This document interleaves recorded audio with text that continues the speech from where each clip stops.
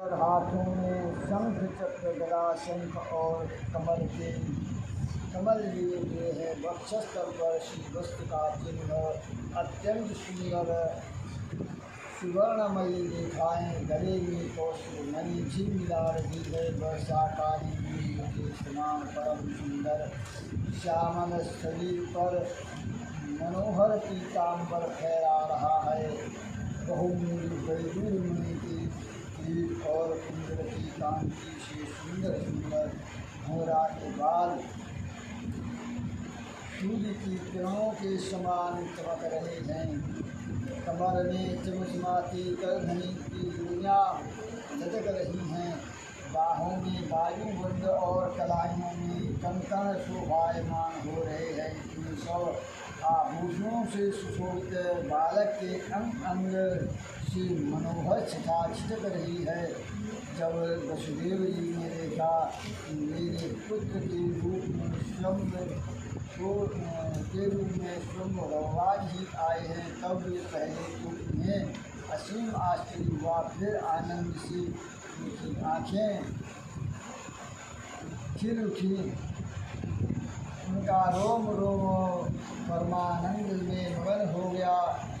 कृष्ण का जन्म महोत्सव मनाने की उतावली में उन्होंने उसी समय ब्राह्मणों के लिए 10,000 गानों का संकल्प कर दिया। परीक्षित भगवान श्री कृष्ण का अपनी अन्य कांति से सूर्याग्रह को जगमगा रहे थे। मतलब जब भगवान का जन्म हुआ तब उन्होंने ब्राह्मणों को दान दिया। और वैसे सूतक हो जाता है तब दान नहीं दिया जाता, लेकिन जब तक नाल छेदन नहीं होता तब तक सूतक नहीं होता। उसी समय जात कर्म वगैरह जो संस्कार किए जाते नाल छेदन से पहले। ये हमारे लिए संस्कार के होते हैं, उनमें नाल छेदन से पहले संस्कार जन्म वो जात कर्म संस्कार किया जाता है, तो वो उसी समय में होता है।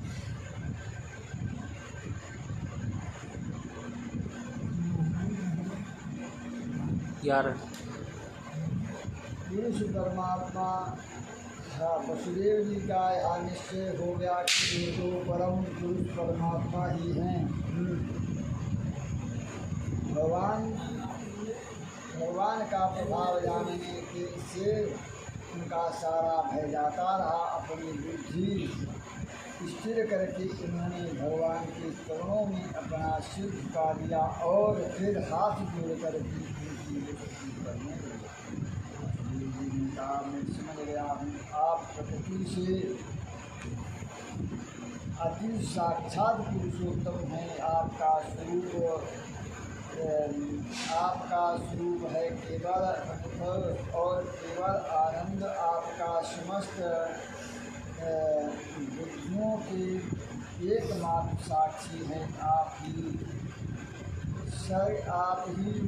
सर्ग आदि में अपनी प्रकृति से इस त्रिगुणमय जगत की सृष्टि करते हैं। फिर उसमें पृष्ठ न होने पर भी आप पृष्ठ के समान जान पड़ते हैं। जैसे जब तक महात्व आदि कारण तत्व पृथक रहते हैं तब तक उनकी शक्ति भी पृथक होती है। जबकि इंद्रियादि 16 विकारों के साथ मिलते हैं तभी इस ब्रह्मांड की रचना करते हैं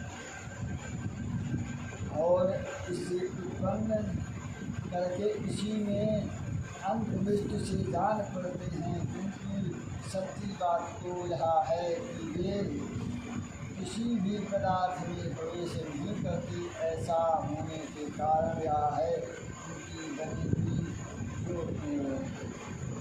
बनी हुई जो भी वस्तुएं हैं उसमें वे पहले से ही विद्यमान रहती हैं।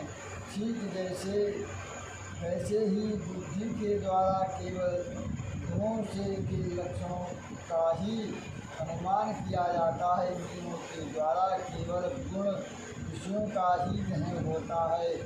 यद्यपि आप उनमें रहते हैं फिर भी उन गुणों के ग्रहण से आपका ग्रहण नहीं होता। पाता। इसका कारण यह है कि आप सब कुछ सबके अंतर्यामी हैं और परमार्थ सत्य आत्मस्वरूप है। गुणों का आवरण आपको ढक नहीं सकता, इसलिए आप में न बाहर है न भीतर भी। फिर आप किसमें प्रवेश करेंगे? इसलिए प्रवेश न करने पर भी आप प्रवेश के समान जीतते हैं। जो अपने इस दुष्ट गुणों को अपने से कठिन मानकर सत्य समझता है वह अज्ञानी है, क्योंकि विचार करने पर देह आदि पदार्थ बाग विलास के सिवा और कुछ नहीं सिद्ध होते। विचार के द्वारा जिस वस्तु का अस्तित्व सिद्ध नहीं होता बल्कि जो बाधित हो जाती है, उसको सत्य मानने वाला पुरुष बुद्धिमान कैसे हो सकता? कहो